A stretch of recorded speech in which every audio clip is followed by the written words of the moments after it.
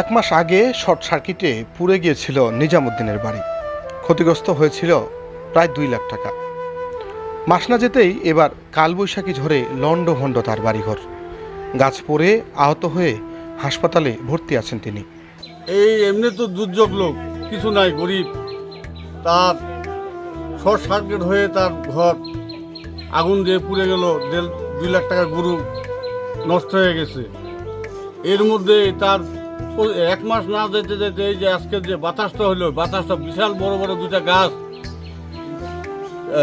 গাছগুলো পড়ে তার বাড়িঘর তো সব তছনছ হয়ে গেছে। এবং কি বাড়িতে যারা ছিল বাচ্চা কাচ্চাগুলো কোনো রকম করে যানটা বাঁচছে।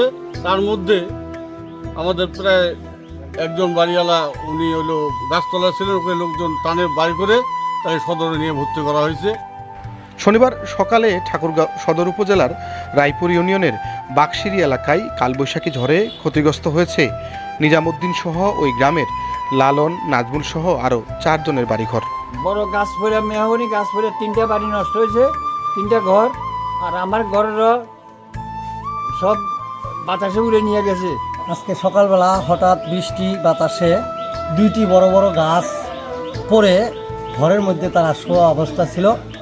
গাছের চাপা পড়ে নিজামুদ্দিনের অবস্থা সিরিয়াস পর্যায়ে আছে।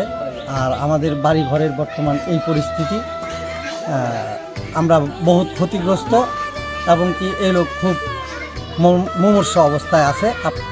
এছাড়াও কালবৈশাখী ঝড়ে জেলার বেশ কিছু এলাকায় ফসলের মাঠ, বিশেষ করে ভুট্টা, পাট ও মরিচ ক্ষেত ক্ষতিগ্রস্ত হয়েছে। এসব ক্ষয়ক্ষতি নির্ধারণে কাজ করছে জেলা কৃষি অধিদপ্তর।